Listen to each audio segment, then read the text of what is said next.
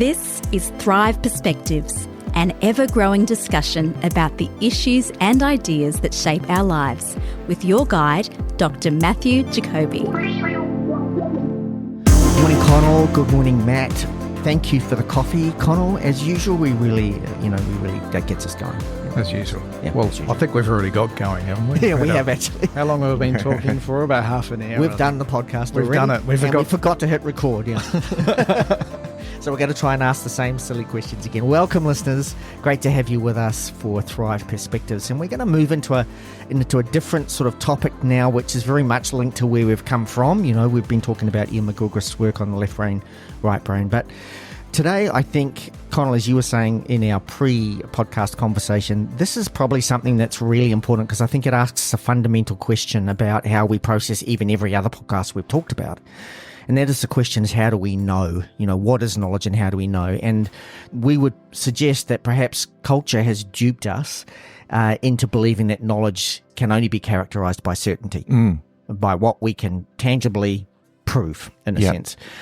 We see that in science, but we see that in a lot of other things as well, and particularly in faith conversations. And so today we're going to sort of have this conversation about what does it mean to know, and what is knowledge anyway? You know, is knowledge just a collection of facts, and how is that then connected to our reality? I'd say for me, as someone who sort of really values facts and logic and reason and trying to understand things, irrespective of what we're going to be talking about from a philosophical, what might sound like a lot of philosophical discussion of different ideas and so on that may seem like they're kind of abstract. I think for me, as someone who really values knowing things and understanding things, and I don't like not understanding things, I think what we're going to talk about today, especially building on what we talked about the last couple of episodes too about left and right brain, is my ability to feel more comfortable with stepping into knowing things that are maybe a little bit outside of my control. So I think for anybody who's sort of listening and is struggling to really step into faith or trusting God, or has so many questions about how does this work? Why does God do this or let these things happen and so on? What we're going to talk about can really give you some tools. Absolutely. It's very practical. And look, life in its fullest involves us stepping in to a reality that we cannot comprehend, that we cannot have certainty, and I'm going to define certainty as seeing something in objective completeness, in a sense, and where it all sort of makes sense. We see it all, how it all fits together. And so I'll say again, life in its fullness involves us stepping in or exploring, relating to something that is way beyond what we can understand or have that kind of certainty about it. And to not want that is to miss out on what is most, and I'm going to use a big word, well, it's a small word, but it's a big concept, sublime, what is most sublime about life, what is most glorious about life. And I think we end up almost like robots relating to objects in the world, and we live a very flat life. And these are things that we've talked about before, and we have talked a little bit about knowledge before. We've talked a little bit about the subject-object problem in knowing. And so this is an extension of that. This is coming to the problem from a different direction. But where we want to go with this, I think, is that we want to liberate people to know in the fullest possible sense. And to effect that liberation is, I think, what is required is to unlatch people from this sort of deluded or pointless quest for certainty. And in our culture, you know, as Christians, from a Christian point of view, we know that there are forces working against us, you know, that the God of this world has blinded the minds, you know, of people. This is, you know, in the New Testament, it has that sort of language in many different ways. And so there are forces at work trying to close our minds down to reality. And one of the ways I think that happens is to have us chasing a mirage And that mirage is this thing called certainty. And it's, when I say certainty, I mean defined in this certain way. Is sort of objective completeness and very explicit, so that you can give reasons for it. And it has a sort of mathematical and factual completeness to it. All of the best things in life, all of the things that make life worth living, do not involve that kind of certainty. I mean, the tools that we use, that we live through, and through which we relate to the things that are most important, they, in a sense, can have, the tools we use in our cars and our phones and our, various things. We can have a kind of objective certainty because those things in some sense are, objects that we use. But what is life for, right? Life is for relating primarily to persons, actually. It's all of the things have this wonderful sacramental character. All of creation has this, is this expression of God's goodness. God is speaking to us through everything, right? So creation as well as persons, I was going to say, because I think there's an element where we look at the creation in wonder, and exactly, we can't explain that's that, right. That's right. And so all of what makes life worth living involves a kind of knowing that is not about certainty. In fact, it's a knowledge that is not so much characterized by certainty, but characterized by confidence. And we need to unlatch ourselves from this Sisyphean quest for, let me put that another. I'm thinking of Sisyphus, who rolls the rock up the hill and then it rolls back down.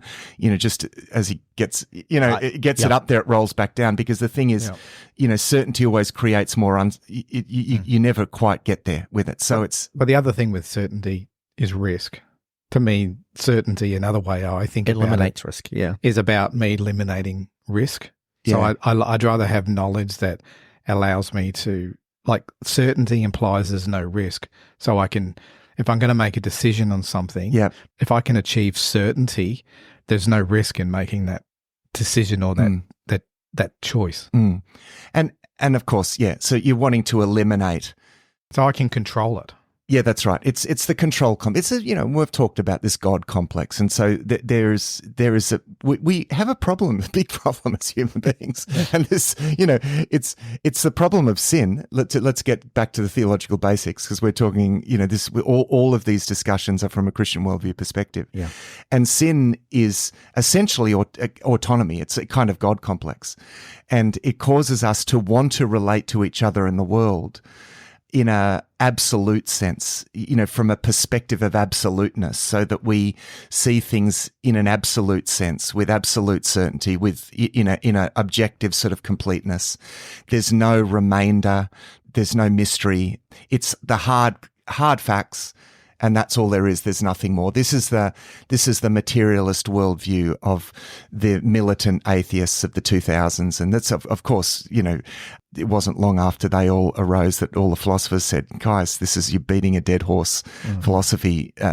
All of this is pretty old hat. But in our culture, nevertheless, even though a lot of that militant sort of atheism, like Dawkins and Hitchens, and even though that was philosophically naive and has been recognized to be the case, yet it has a hold on our culture. We are in a culture that is very dominated by this quest for a certain kind of knowledge, and people like to live in the comfort of a certain kind of certainty, even in relationships, I think. And so again, let me just get back to the practical point, because I want to keep. I really do feel like there is something that people need to be unlatched from, and this is why this, as you say, Connell, this is where this is practical and important, because a lot of people, more than they think, are almost sort of trapped. addicted or trapped, in this need to find certainty. It's like I have a sort of paralysis until I find certainty. Whereas rather than chasing after certainty and attaining certainty, which is a carrot on the end of a stick that we will never, ever get to, right? Because the stick on the end of which the carrot lies is always going to be, in a sense, is that we are not God. And so we're going to have great distance between us and any form of absolute sort of knowledge. Absolute knowledge is not something that a human being can have. We have something that is more like an emergent knowledge or a knowledge that is in process in some sense. So we need to talk, rather than do I have or have not knowledge in the sense of certainty, we need to think about coming to know, right? And what we discover is coming to know it's a process, and it's a building of confidence. And it's actually everything that we relate to in life is characterized by this form of knowledge. This is something that, and we'll acknowledge a source here. If our listeners want to do a bit of further reading, Esther Lightcap Meek, she's got a couple of books. I'll put the links. Longing to Know and Loving to Know. A lot of her, it's kind of theory of knowledge for ordinary people, I think, is the byline of her book. She comes at it from the direction of a philosopher called Michael Polanyi, who was a scientist and sort of scientist turned philosopher, who really analyzes what most of our ordinary knowing actually involves. And the point that he makes is that most of our ordinary knowing does not involve certainty. Like we don't live with certainty about any. It's just not the way. And this is where we're being completely duped. And certainly the most important things in life, as you started. Certainly the most important thing. We don't. But his point is actually nothing. I mean, in fact, as a scientist, he wants to say even scientific discovery is more about a process of coming to know. And actually, it's also, there's a need to recognize that most of what we know, we don't know explicitly. We know, and this is the word that he uses, tacitly. We have this tacit knowledge. So we operate in relation to the world with actually far more knowledge than is explicit to our minds. So explicitly really means that it's laid out. It can be articulated. Yeah. It can be broken down into, point 1, point 2, point 3 that sort of leads to some kind of obvious, certain conclusion at the end. And that's it. It's all done and dusted. Exactly. We know that we know that fact, and we know this reality, and therefore we can move on. We have control of it, and we know how to leverage that information in some way to our benefit. Instrumentalize it. Yeah. Yeah. And that's I guess what we mean by it's explicit. Yeah, that's right. Yeah. But it's also a knowledge that is continually building and emerging and expanding. And so it's never a sort of complete thing. And so this idea of coming to know is a part of in a sense, every aspect of life. We have this partial, but there's a sense of confidence. Like we relate to the world and we have confidence. We build a sort of confidence, and it's very relational in the way that we relate to everything. I have confidence when I get in my car. I have no idea how my car works. I have no idea, actually. I don't even now break down the movements. I mean, if I was to drive a manual car, my body just does the things, it's become tacit knowledge. But I have this confidence that when I move the gear stick or when I do this, it's a confidence because I have built that. You didn't start there as an relationship, though. Yeah. And that's right. Reality is a vehicle that we're inside, and we're participating with each other inside reality. And a lot of our relationship, a lot of the knowledge that we utilize that enables us to live life is this tacit sort of knowledge. It's not explicit knowledge as such. Now, I don't want to get too lost in this idea because I want to, I think, come back to this idea that we're trapped in this that we let go of this quest for a certain kind of certainty, and that we build into this greater sense of knowing that at best is going to become almost automated, tacit, so we don't have to think about, and that in a sense is a skill, and so I think it's useful to think of knowledge as a kind of skill that we exercise. So to give you an example of this, when my doctor puts up an X-ray on the screen, he's looking in the X-ray and, there's that. And I'm looking at this and I just see smudges. I just see like a smudge. Now he is trained to see that in a certain way. And so that kind of training enables him to see certain things. Now we're all trained in different ways to know things, riding a bike, typing on a keyboard. We go from typing, looking for the letters, to getting to the point where if you ask me now, where is an S on a keyboard? Yeah. You'd have to type. There's no way I could tell you. You'd have to type. Imagine yourself typing the word because your hand would. Well, I can't even do that unless I actually type it. I mean, I would. But you could air type it. That's how I do it. If you said to me, "Where's S?" I wouldn't say I don't know where S is. But then I'd have to think of if I was going to type a word and I was going to say it. Yeah, but as soon as you make it explicit, I've lost it. No, yeah. but my hand just knows where to go in the air. I just know it's kind of, I'm putting my hands up in the air. And so what's happened there is that you've built a relationship. And when I say relationship, I mean, I'm not saying that you have a relationship with it your causes keyboard Sally. with your keyboard in a personal sense. But it's let's say interactive. Yeah. And so you have become so connected with that aspect of reality that you know in this way that is it's become completely tacit, it's implicit. And you probably could make it explicit. But the funny thing is, if you keep focusing on the explicit facts, you might actually lose something of the ability. Exactly. You know what I mean? Yeah, Because if I start to actually think, actually, where is an S?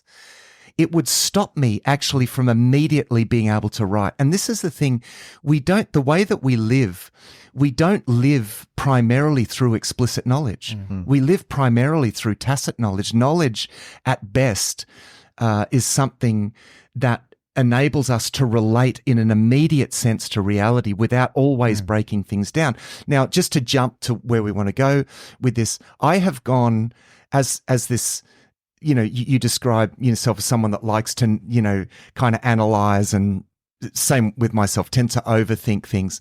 I've gone from putting time aside for prayer to thinking, now is God really there? And it's almost overthinking. It's a little bit like, and I don't want to trivialize this, but if I was to sit in front of my keyboard and say, now, actually, where is S? And now where is A? Mm-hmm. And if I tried in every step to make explicit, like I would cause my own doubts when actually I know I've just got to engage with the keyboard. I've got to look beyond the keyboard to what I want to say and just let my tacit knowledge work its way. And so I think where I've got to in letting go of this, again, unlatching myself from this chase after certainty, is that it's meant I can just immediately engage with the most important aspects of reality, namely primarily God, without always trying to make things explicit in the same way that it would slow me down if I always had to make explicit where is the S and where is the A and where is the... So can I come back to a couple of things you said, and then we'll throw to you, Connell, because I'm sure you've got a lot that you want to feed into that. But one of the things I think you talked about us being trapped in the sense of wanting to get certainty. And I think part of this feeds back into our left brain, right brain thing, because I think for many of us, we want to be able to deal with that issue, have it marked off. Yep, I know that now, I can move on, and not sit in this space of, well, I don't really know, but I'm happy to keep living life and experiencing it as I discover more knowledge. I'm never really going to know everything, but the left brain doesn't like that. That's right. It wants to get the data signed off and park that in the filing cabinet so we can move forward. And I think that's what stops us, actually, because we don't like to sit in that space of uncertainty, in a sense, or we want to be able to dismiss it as solved. I know that's that. Now we can move forward with it. Yeah, that's right. And so your connection there is to the Ian McGilchrist work on left and right brain, and in The Master and His Emissary. And the idea there with McGilchrist is that the emissary, which is the left brain, which is about pulling things and making facts explicit. Yep.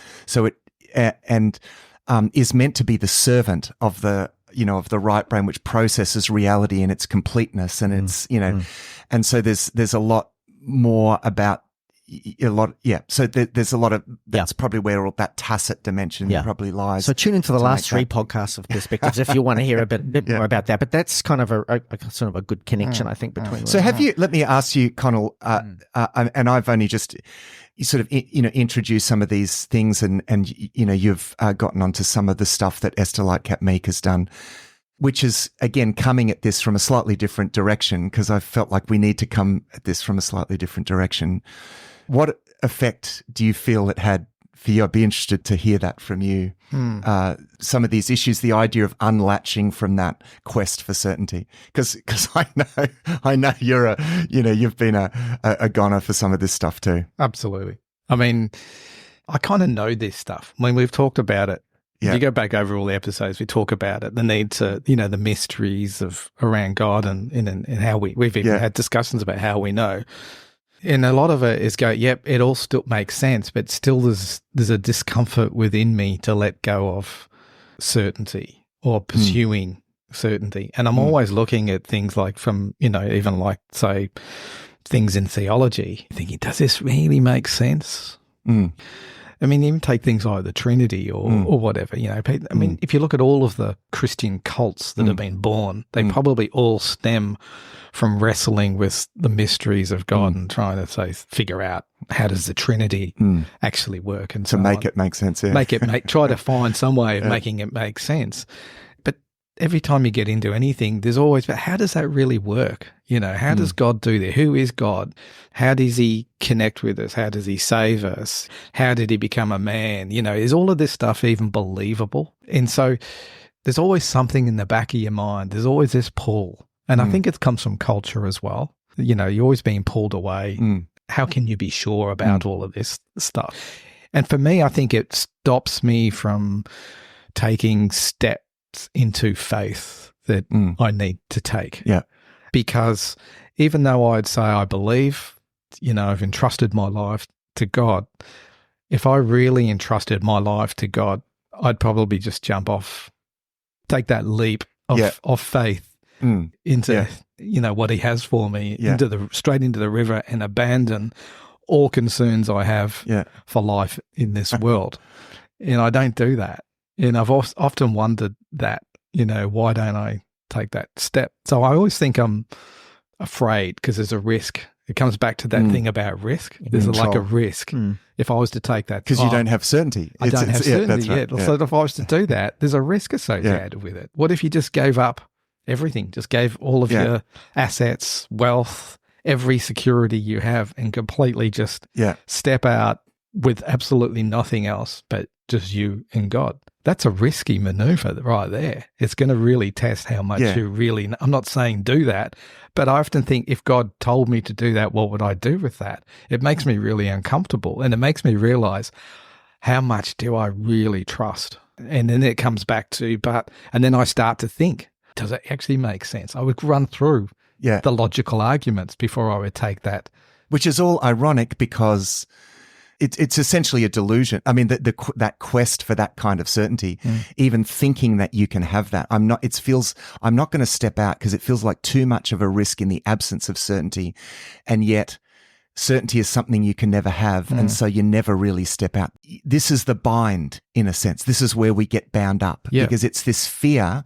I'm not going to step out until I have certainty.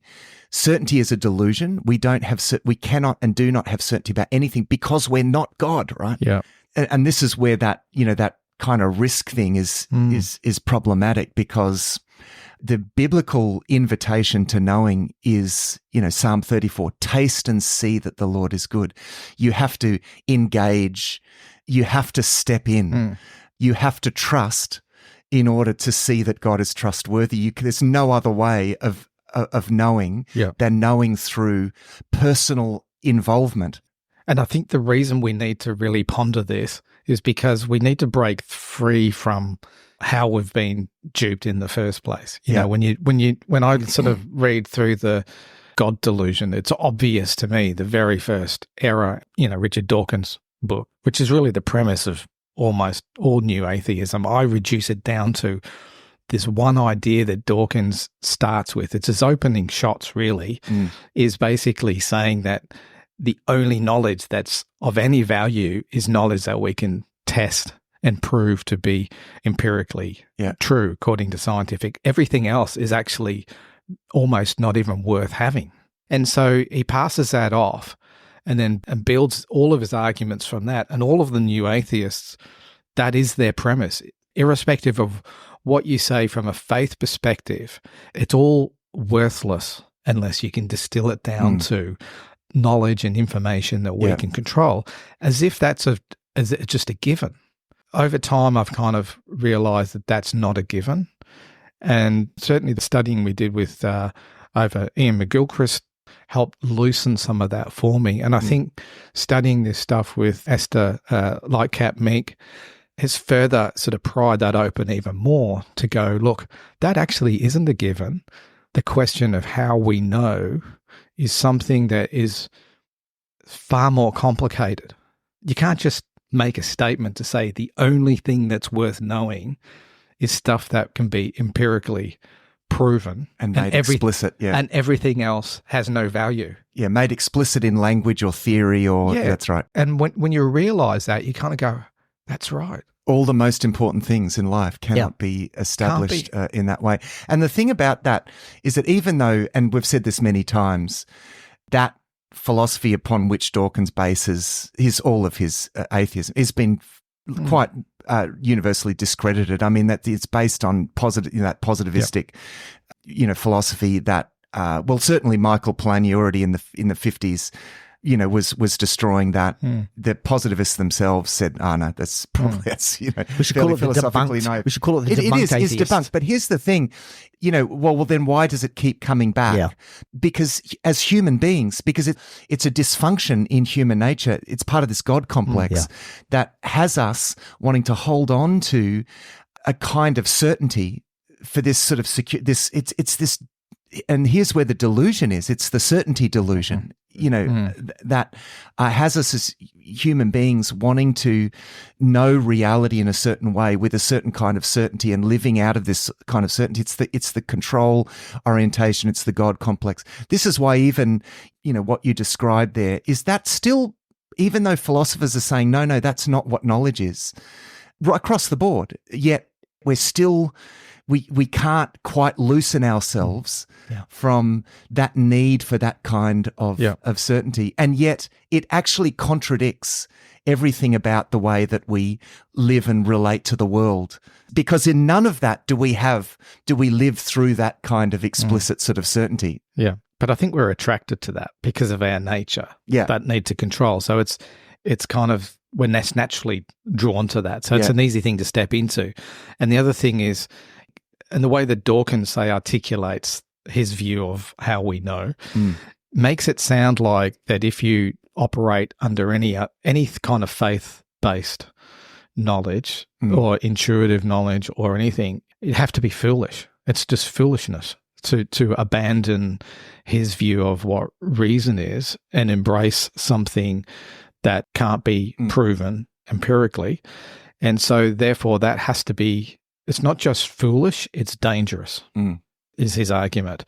Now, after reading this stuff, where I've kind of got to is I think I've got enough of it now to look at that view and say that's actually foolish to lean on that definition, as if the only thing we can know is the stuff that we arrogantly assert has to make sense in our limited reality view of reality, and we're actually going to put boundaries around that, and we're going to put stops in place that prevents us from, because that's essentially what that line of reasoning says. We're actually going to put our brakes on so that we actually can't even step outside of that reality because we've defined it so narrowly. And yet you look at it and go, well, when we're talking about reality, probably it's a reasonable thing to say that the stuff that we can actually understand, the stuff that we can wrap our heads around and reason with and convert into models and theories that we can actually make explicit to us, is probably represents the least amount of knowing in reality. Because most of it probably sits outside of that.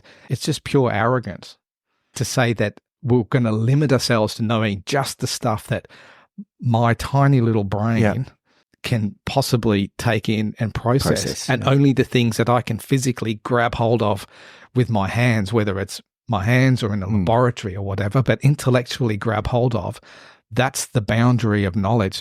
I think it's a reasonable assertion to make that probably is the least, the smallest amount of knowledge that we can have. And actually, the greater amount of knowledge we can have is probably outside of that. So therefore, we need a different way of knowing. And therefore, it's a more complicated question than the way that someone like Richard Dawkins poses it. And I don't think any of us, you probably have if you studied philosophy, but 99% of people are not interested in philosophy. Well, hopefully if they're listening to this podcast, they're moderately interested. Maybe. Otherwise, they would have turned off by now. Maybe. But epistemology, how do we know, But this is what, this, I think this shows that everyone is affected by ways of thinking that we adopt within our culture. And I think our culture has created this delusion that we can know everything. When actually what we know explicitly is the tip of an infinite iceberg. I mean, we know this. Marcelo Gleiser, I think in his book, The Island of Knowledge, says the illustration that he uses is that as the island of knowledge grows, so does the shores of our ignorance, right? Yes. So what we explicitly know is, the more we know that, the more we're confronted by our ignorance. But, and the point I think that Meek, following Polanyi, makes is that we actually do know more than what we know explicitly. We know more than what we can make explicit through language or theory or justification. And what they want to do, and what Polanyi and Esther Meek want to do, is to enable us to recognize that or give validity to that knowledge, even if we can't make it explicit. Now, aspects of that we can make explicit, but the problem is that you don't really live through it by making it necessarily explicit. It's the, that's a little complicated because there are senses in which it is valuable to make some of it I was just going to say that making it explicit is the thinking it through and trying to understand and trying to ask questions. Yeah, which is fine, but some of it can't be. This is the thing, and yet we still know that we know that we know, and essentially doubt. I mean, let's think about what doubt is. Doubt in relation to things that are most real, and the bedrock of all reality is the reality of God. Doubt is essentially an insistence on the wrong way of knowing. It's like a pathological insistence. No, I want certainty. Yes. And in the absence of certainty, I doubt. And it's actually doubt then becomes a refusal to know in any other way than this objective, than with this objective certainty. Yeah. And the thing that, Esther Lightcap draws on too is this idea of indwelling in reality. And she goes on to define reality as basically also, she is a Christian. So that's how she's coming at it too. So reality is God and all the things that God creates and is, that is reality. And that's an interesting definition in itself, because it's like God isn't just something out there, but actually reality itself is God. Yeah, I'd really want to qualify that. All right, we won't go. Just quickly, God is, as the Westminster Confession of Faith says, God is the fountain of being. I'd stop short of saying God is all being, because I think that gets a little pantheistic. And of course, we're trying to make explicit and put words to things that are beyond words. And yet, I think that distinctions are important. However, the issue still is that to know God is to know what is most real about all reality. Yeah. And she talks about that reality sort of invites us into itself. And the way that we know things is by allowing it to sort of indwell in us, and we sort of, dwell in that in itself. So we completely immerse ourselves into something. And that's not just from talking about God, that's talking about like everything. Like she even makes the example of science. It's how scientists would hate to be categorized like this, but it's actually how science works, because you take all the great scientists, like take Einstein, for example. Einstein didn't arrive at his theories just by working with building mathematical models. Yeah, he built them afterwards. A lot of it comes from just ideas, that from being immersed, he would spend hours and hours and hours just thinking and just allowing himself to be enveloped. Well, I think he said himself that he intuited some of those things that those aspects of reality were intuited, and then it was essentially making explicit what came later, making explicit what he intuited. That's where the, equals MC squared and all that sort of stuff. So you look at any of the great scientific discoveries, it was an intuition that the scientist had that then caused them to go, I wonder if that could be the thing that I need to study or look at how that works. And then they go away, and then they kind of try to find the explicit knowledge or prove it or develop some sort of theory that supports it. But it all started with an implicit feeling. Now, you can do science by leveraging the mathematical models and so on of others that have gone before you and build on that. But I think a lot of the great all of the great scientific discoveries have come out of that like brilliant minds who have come up with new ways of thinking of science, not based on anything, but just implicitly, because their brains are so switched onto this and they're so immersed in thinking about this. They can think about nothing else but these things. They consume their minds all of the time. And by immersing themselves in that, they start to implicitly understand things and then go to try to make it explicit. Now, Esther Lightcap also makes the point is that when we're asking questions, we're often trying to find an answer.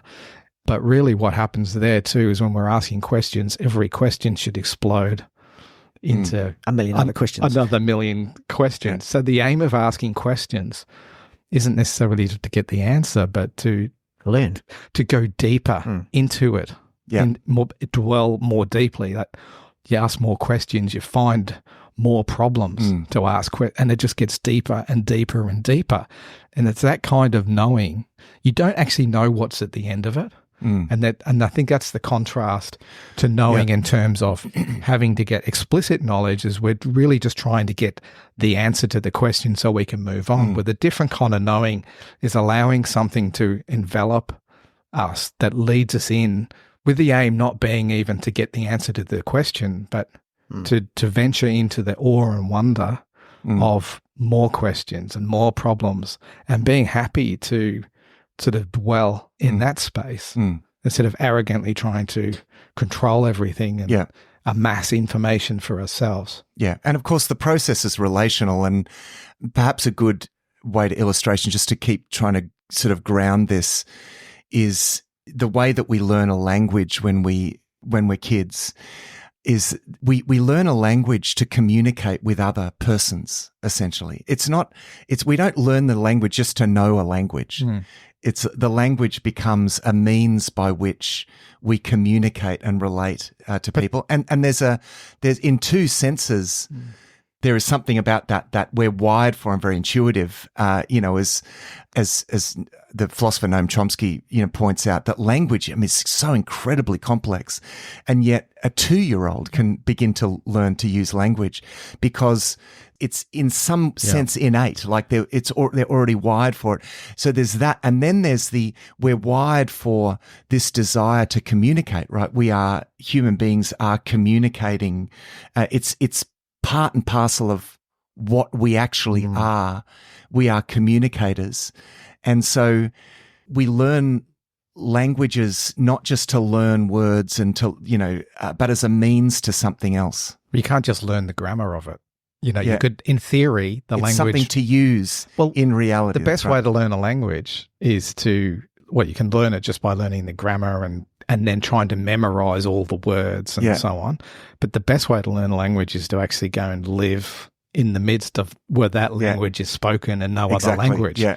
And that immersion in the language is the thing that helps you learn the language without even having to study all so this is precisely where I think we want to go with this, because how do I come to know, how can I live a life in communion with God? This is, I think this is the ultimate question, isn't it?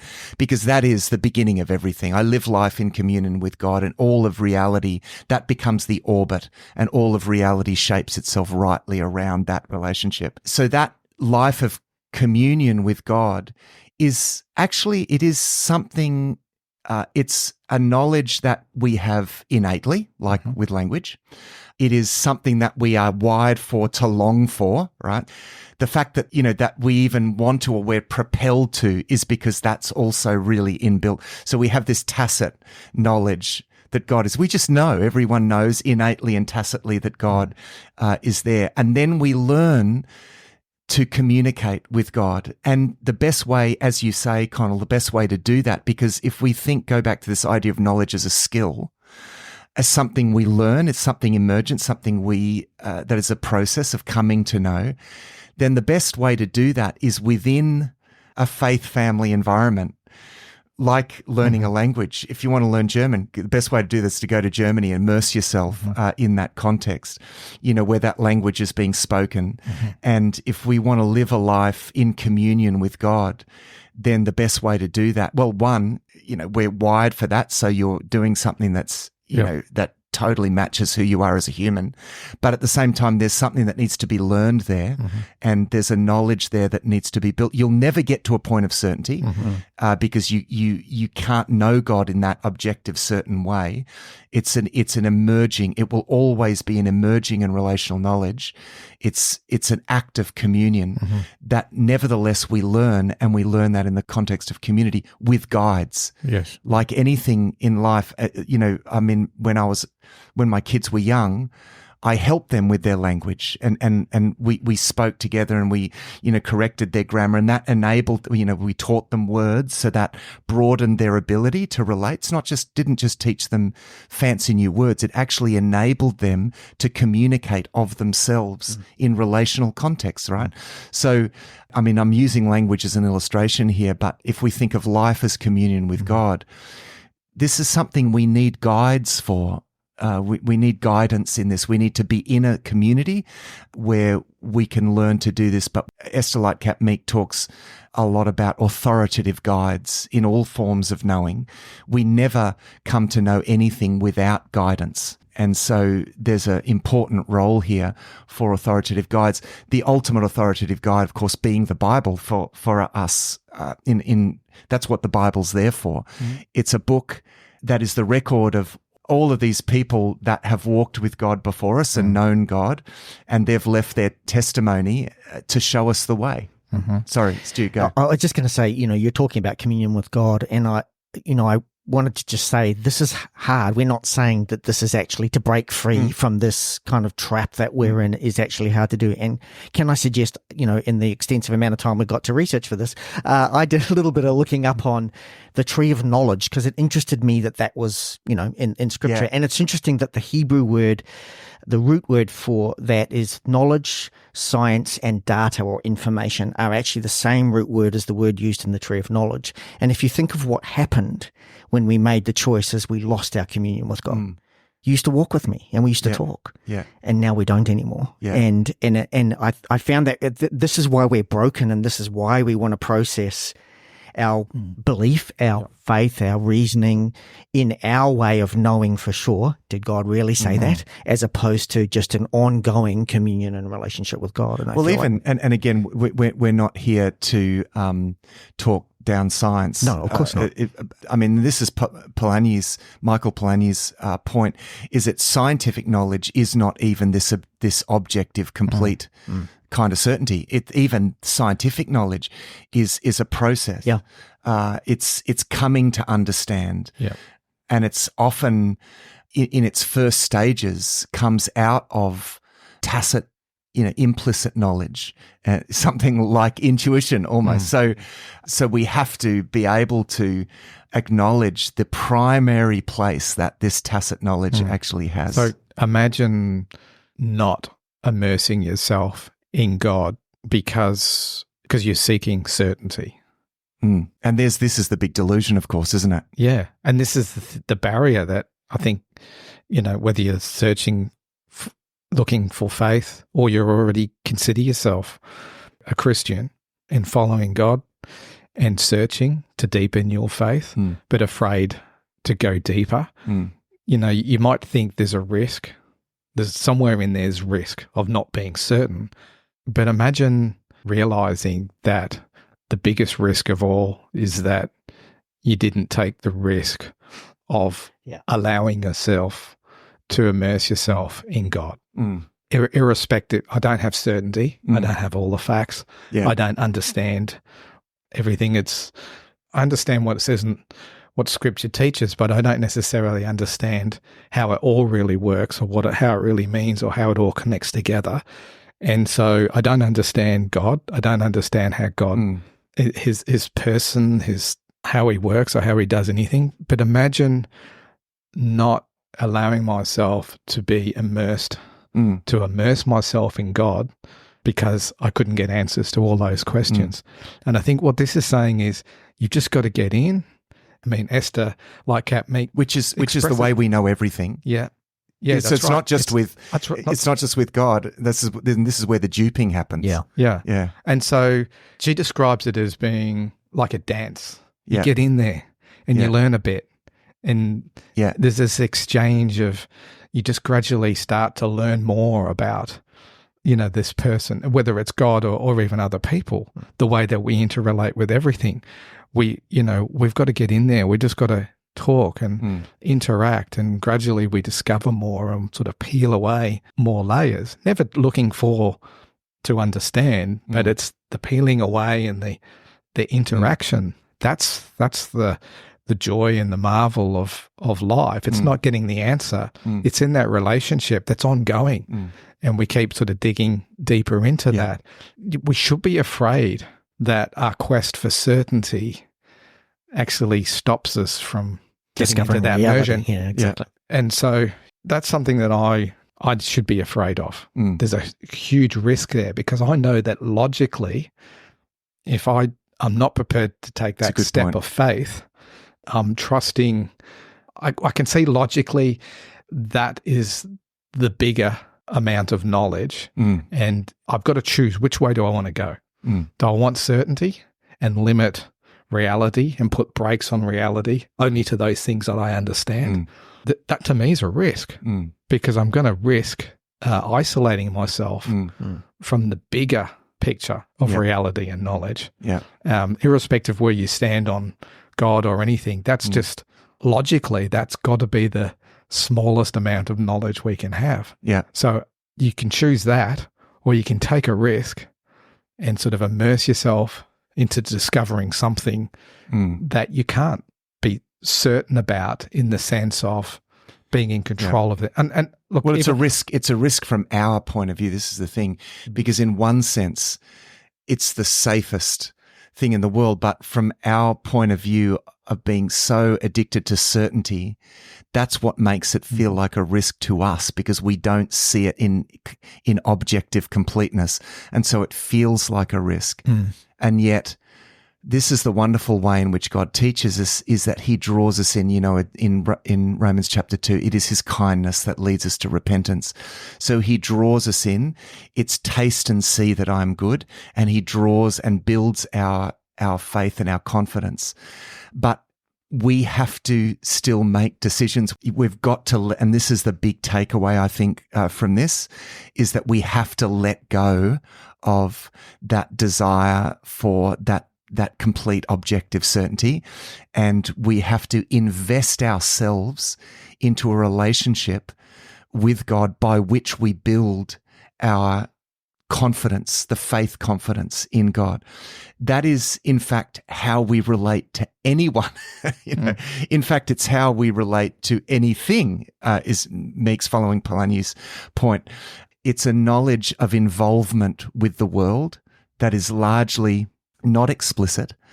It's very immediate. We just relate, and it's very seamless. It's like the way I would play chords on a guitar. Don't even think where my fingers are going, but it feels so immediate, to play that music. And life, I think, is meant to be lived in that very immediate sort of way. And I think relationships are meant to be like that, where there's a sense of sort of seamless confidence where we invest. I feel increasingly, as I grow in my faith, my relationship with God, I'm not constantly second guessing, but it's much more immediate, because there's a building of confidence. And of course, God is still asking me to dive in more and invest and be more trusting. And because there still is always this little part, but in as much as there is still sin within us, and of course, John says if we say that we are without sin and we deceive ourselves and the truth is not in us, well, that's still that bit of that control thing sort of happening there. But the more I unlatch myself from that, the more I come to know God, and the more my confidence is built, and the more I see that it is good. So taste and see that God is good. Thanks for joining us for this episode of Thrive Perspectives. Our hope is that these discussions will challenge you to look at life from a new perspective. You'll find all our resources at the Thrive Today website, thrivetoday.tv. If there's a topic that you'd like us to discuss, please email us. Our email is contact@thrivetoday.tv. Until next time, our prayer is that you will thrive.